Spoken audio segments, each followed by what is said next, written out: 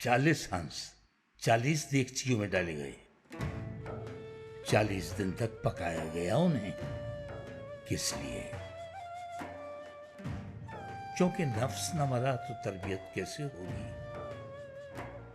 ہنس نفس کی مثال ہے دنیا کے اس عجائب خانے میں، خوب کھاتا ہے، آرام کرتا ہے، ہر شے زیادہ چاہیے اسے لطف و لذت کے لیے۔ دنیا کے جو بھی مزے ہیں ان کی دھن میں لگا رہتا ہے ہنس۔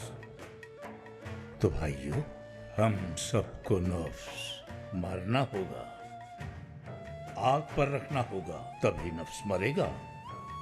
عاشورے کے کھانے میں 40 قسم کے لوازمات ڈالے جاتے ہیں اور دیر تک پکاتے ہیں اسے، 40 نیکیوں کی تشبیہ کے طور پر۔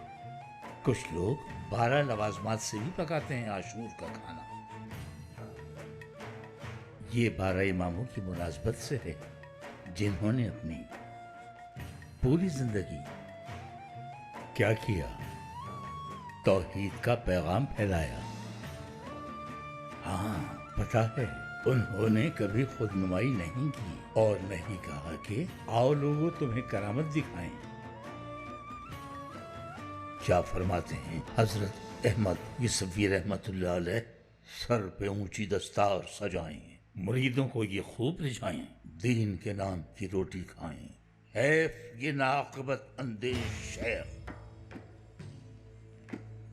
دنیا کی محبت دل میں بے وسط، مشکل پڑے تو پاپوش بدست، بات بے بات قسمیں کھائیں، حیف یہ ناعاقبت اندیش شیخ۔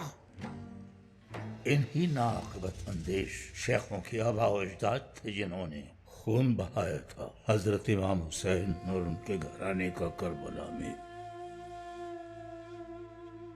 وہ کربلا کے کرب و بلا، مصائب و آلام، حالانکہ انہیں تو اللہ کے رسول نے پہلے ہی بتا دیا تھا کہ یہ عظیم شانہا ہوگا۔ خاک ہی میرا خمیر، جسم بھی خاک سے بنا، اللہ کے پاس پہنچنے کے لیے روح میری مشتاق ہے، ہر شے اسی خالق باری کے پاس پہنچتی ہے۔ کیسی شاعری کر گئے پیر احمد یسوی!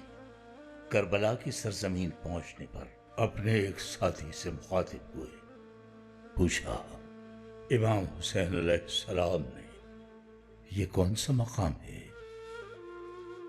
اس علاقے کا نام کیا ہے؟ ساتھی نے جواب دیا، کربلا کہتے ہیں اسے۔ یہ جواب سنا تو حضرت امام حسین اپنی سواری سے اتر آئے، نم آنکھوں کے ساتھ بولے، اے میرے رب، میں کرب و بلا سے تیری پناہ مانگتا ہوں۔ پھر ساتھیوں کو بتایا، یہی وہ جگہ ہے جہاں ہمارا خون ناحق بہایا جائے گا۔ ظالموں نے حق کو ختم کرنے کی کوشش کی، لیکن وہ تو خود بے تاب تھے توحید کے سرچشمے تک پہنچنے کو۔